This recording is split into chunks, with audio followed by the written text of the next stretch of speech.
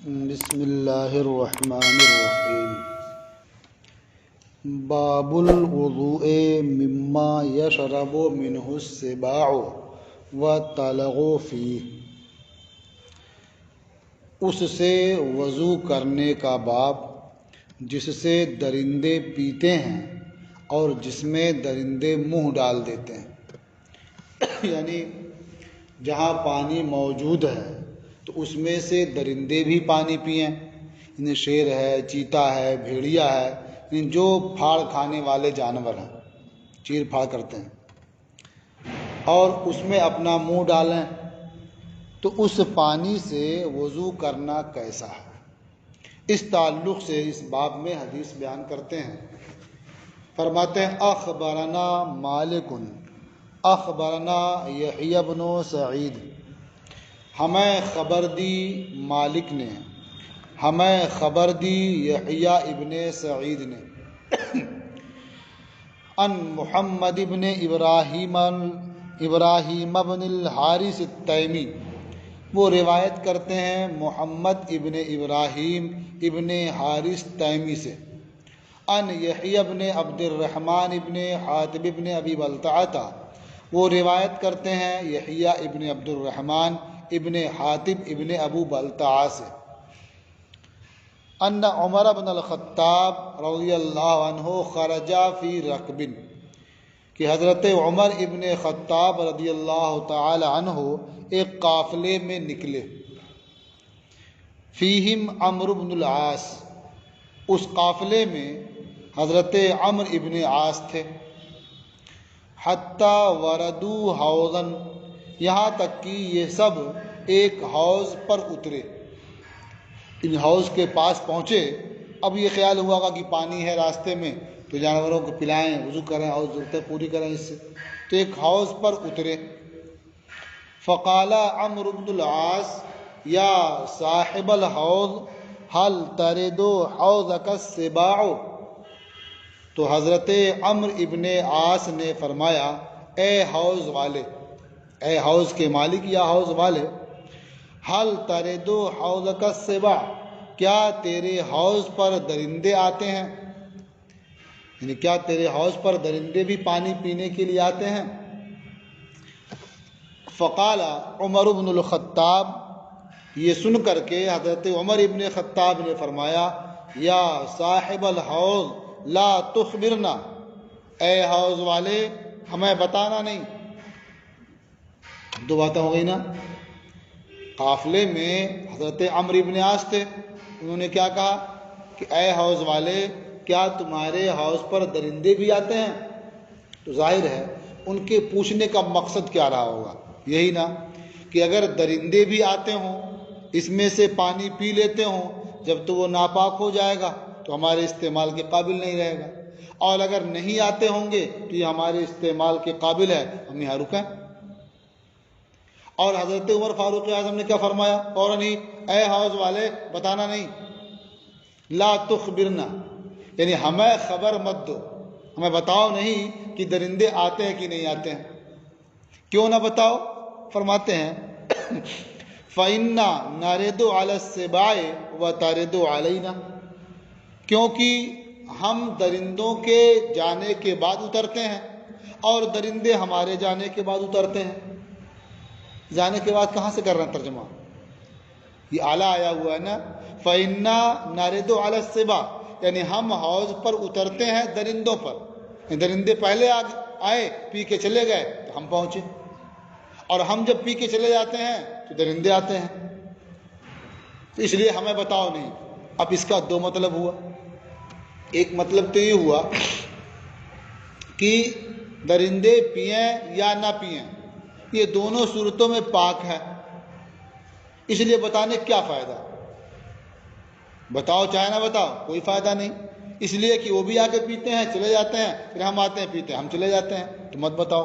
تو اس سے کیا معلوم ہوا کہ درندے پی لیں جب بھی پاک ہی ہے۔ اب حوض میں پانی ہو اور درندے اس سے پی لیں، اب وہ پانی پاک رہے گا یا ناپاک رہے گا؟ اس حدیث میں دونوں کا احتمال لگ رہا ہے نا،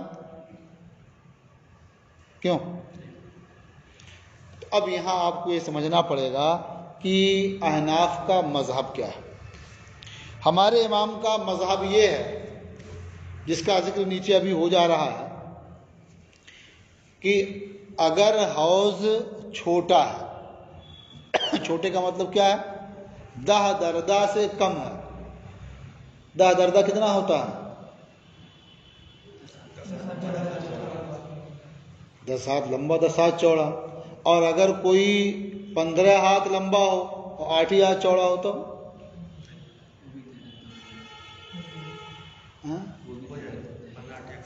مطلب کچھ زیادہ ہی نہ ہو جائے گا؟ تو یہاں تو کم سے کم دیکھنا کہ 10 دردہ ہو، اور زیادہ ہو تو چلے گا، اس سے کم نہیں ہونا چاہیے نا۔ تو 10 بائی 10 ہونا چاہیے نا، یہ آسان ہے۔ اور کسی طرف زیادہ ہو کسی طرف کم ہو، ملا کے اتنا ہو جائے تب بھی کافی ہے، ٹھیک ہے۔ تو اگر 10 دردہ ہے تو اس صورت میں اس میں نجاست پڑ جائے یا کوئی درندہ پی لے تو وہ پانی ناپاک نہیں ہوگا۔ ہاں، اتنی نجاست پڑ جائے کہ اس کا اثر اس میں ظاہر ہونے لگے، اس کا رنگ ہی بدل جائے، بو بدل جائے یا مزہ بدل جائے اس کا، جب تو پھر وہ پاک نہیں رہے گا، سمجھ رہے نا۔ لیکن اگر کچھ نہ بدلے تو پاک رہے گا۔ جیسے اتنا بڑا حوض ہے، کسی بچے نے پیشاب کر دیا، تب کتنا بدلے کچھ معلوم نہیں ہوگا، نہ رنگ بدلے گا، نہ مزہ بدلے گا، نہ بو بدلے گی۔ درندے پی کے چلے گئے تو اسے بھی نہیں کچھ بدلے گا اس میں سے، تو وہ پاک ہے، سمجھیے نا۔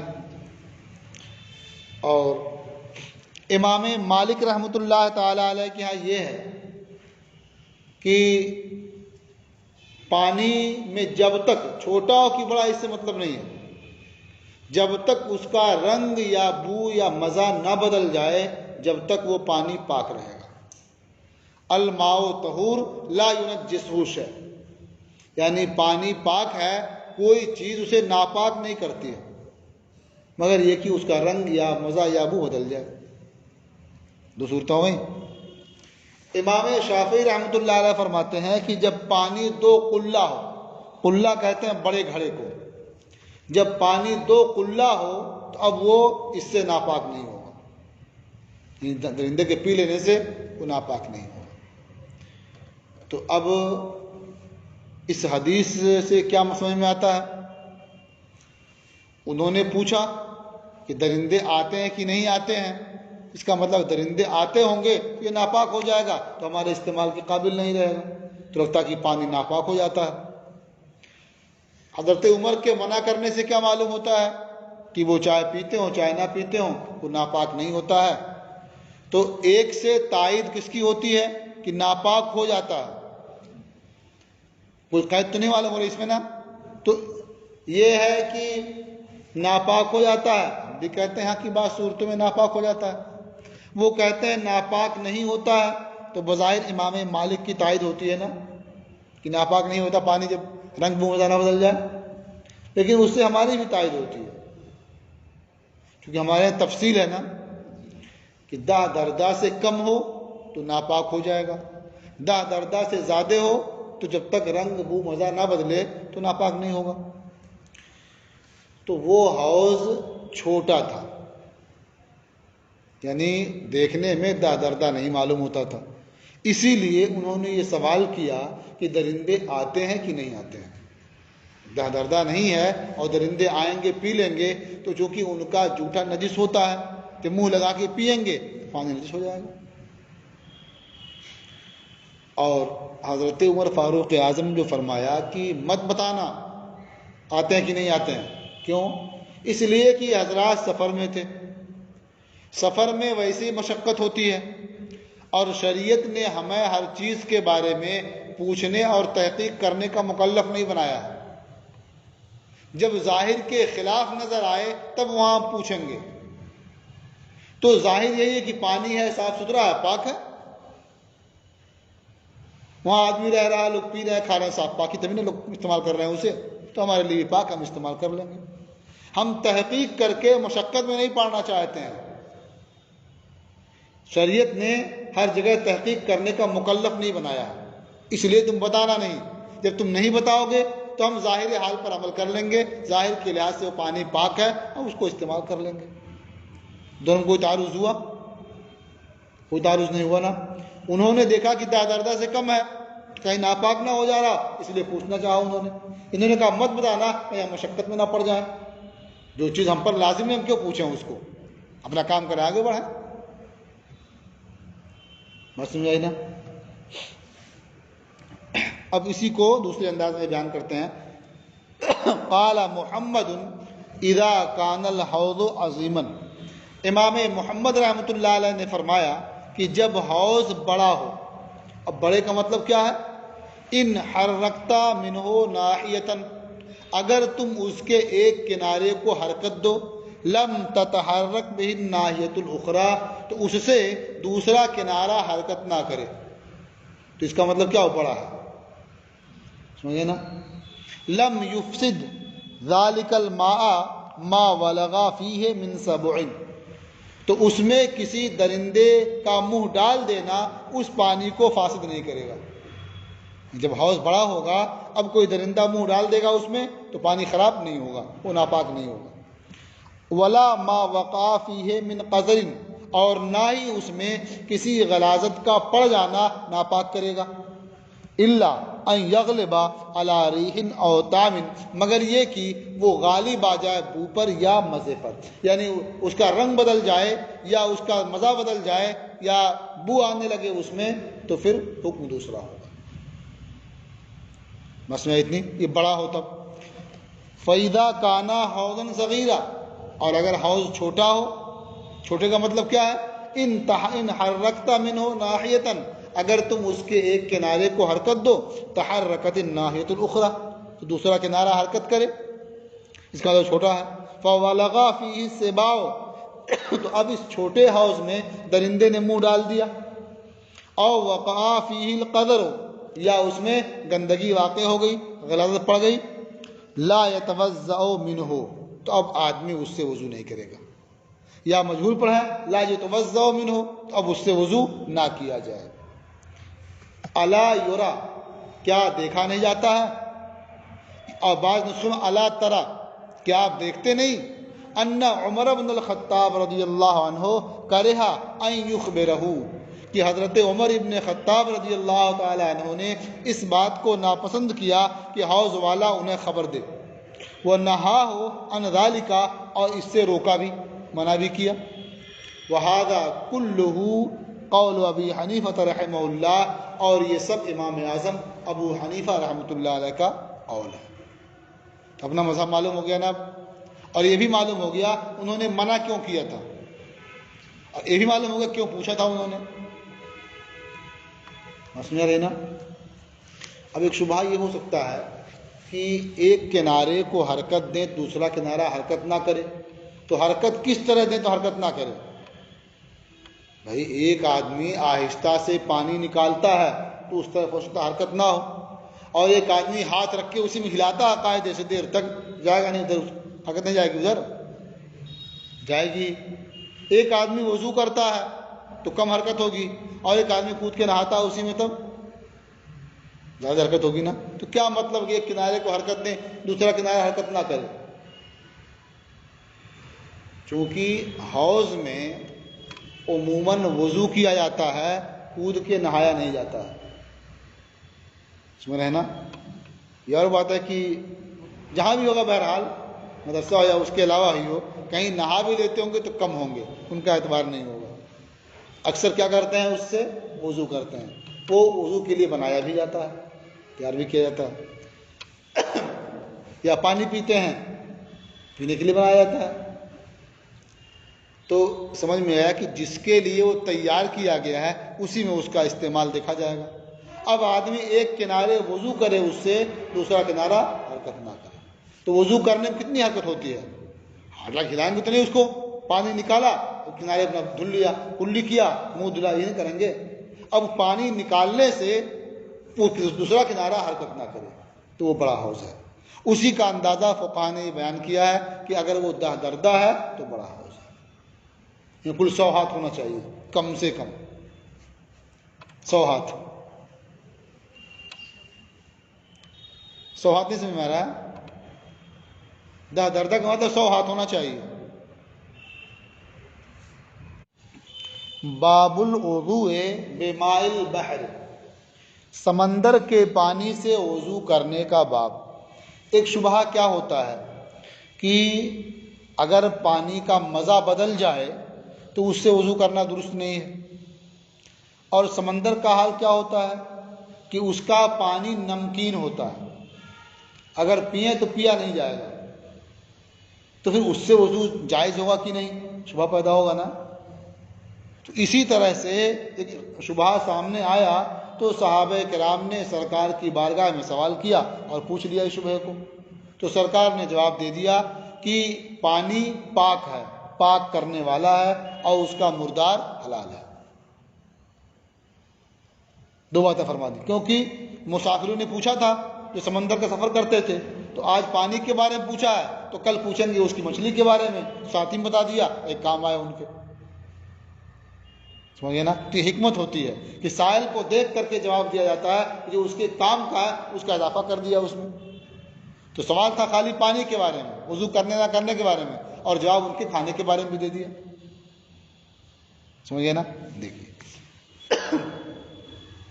اخبرنا مالک حدثنا صفوان بن سلیم، ہمیں خبر دی مالک نے، ہم سے حدیث بیان کی صفوان ابن سلیم نے، ان سعید ابن سلمۃ ابن الازرق، انہوں نے روایت کیا سعید ابن سلمہ ابن ازرق سے، ان المغیرہ ابن ابی شعبہ، انہوں نے روایت کیا مغیرہ ابن ابو بردہ سے، شعبہ نہیں ہے، ان ابن ابی بردہ، مغیرہ ابن ابو بردہ سے، ان ابی ہریرہ، وہ روایت کرتے ہیں حضرت ابو ہریرہ سے، ان رجلا سأل رسول اللہ صلی اللہ علیہ وسلم، کہ ایک مرد نے اللہ کے رسول صلی اللہ تعالی علیہ وسلم سے پوچھا، فقالا، تو اس نے کہا، انا نرکب البحر، کہ ہم سمندر پر سوار ہوتے ہیں، مطلب ہم سمندری سفر کرتے ہیں.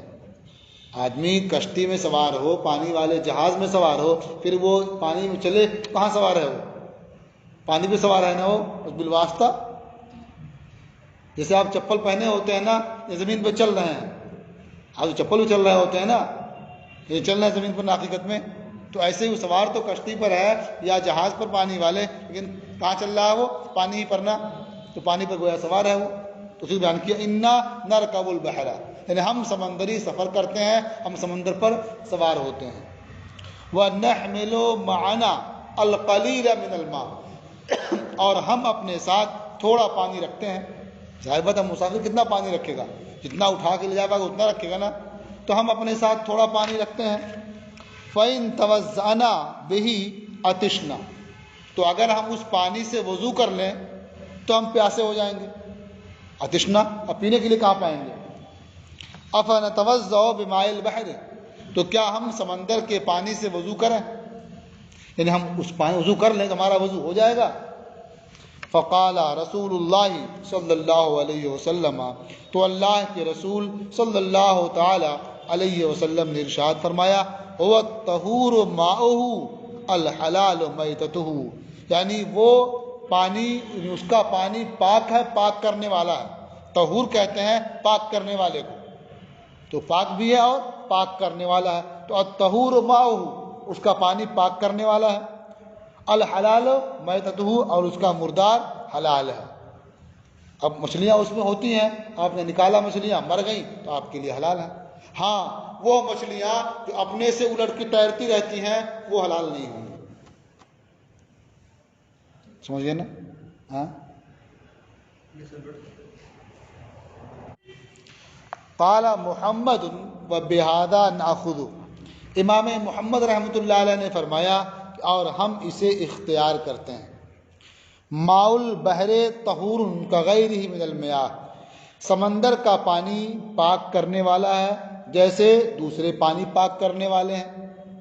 وہو قول ابی حنیفہ والعامۃ، اور یہی قول امام اعظم ابو حنیفہ رحمۃ اللہ تعالی علیہ کا ہے اور عام مشائخ کا یہی قول ہے کہ سمندر کا پانی پاک ہے، پاک کرنے والا ہے، اس سے آپ وضو بھی کر سکتے ہیں اور بھی طہارت حاصل، کپڑے صاف کر سکتے ہیں، کام لگے تو غسل بھی کر سکتے ہیں، پاک ہے ہر جگہ پاکی، مجھ سے وہ کیا پاک کرے گا۔ بس یہ باب بھی ختم ہوا اور آپ کا سبق بھی مکمل ہو گیا۔